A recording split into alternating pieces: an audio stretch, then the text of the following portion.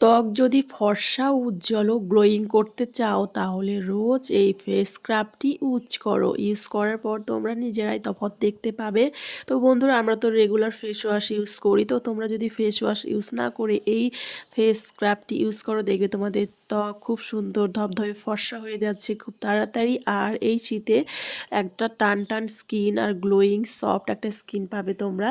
তো চলো, প্রথমেই দেখো এখানে নিয়ে নিয়েছি সেজন্য 2 চামচের মতো চালের গুঁড়ো। এর মধ্যে দিয়ে দিচ্ছি অল্প পরিমাণে দুধ, আর এর মধ্যে দিয়ে দিচ্ছি এবারে মধু। তো তোমরা তো সবাই জানো চালের গুঁড়ো আমাদের স্কিনের জন্য কতটা ভালো।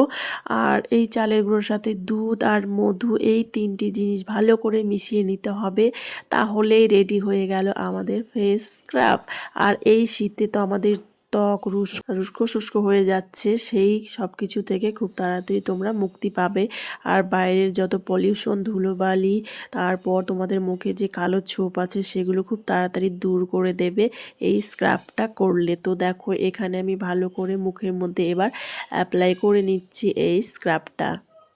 তো বন্ধুরা, এখন তো আমরা সবাই ফেস ওয়াশ ইউজ করি, তোমরা সপ্তাহে যদি 2 দিন এটা করতে পারো, তারপর ফেস ওয়াশ ইউজ করো, তাহলেও দেখবে ভালো রেজাল্ট পাবে। তো বন্ধুরা, আমরা তো ফেস ওয়াশ সবাই ইউজ করি, তো তোমরা যদি এখানে 2 দিন ফেস ওয়াশ না করে এটা করতে পারো, তাহলে দেখবে মুখটা কত উজ্জ্বল ধবধবে ফর্সা হয়ে গেছে, একদম গ্লো করছে। তো চালের গুঁড়ো ভীষণ উপকারী। আর হচ্ছে চায়নারা কিন্তু এই চালের গুঁড়ো দিয়েই ওদের স্কিন এত সুন্দর করেছে। চালের গুঁড়ো ক্রিম, ফেস প্যাক, তারপরে স্ক্রাবিং করে ওদের স্কিনটা এত গ্লো করে সেজন্য। তো দেখো এখানে আমি ভালো করে একটু রাখার মুখে রেখেছিলাম 5 মিনিটের মতো। তারপর এটা দিয়ে ভালো করে আলতো হাতে একটু মাসাজ করে নিচ্ছি, মানে স্ক্রাবিং করে নিচ্ছি। তারপর আমরা নর্মাল জল দিয়ে মুখটাকে ভালো করে ওয়াশ করে নেব।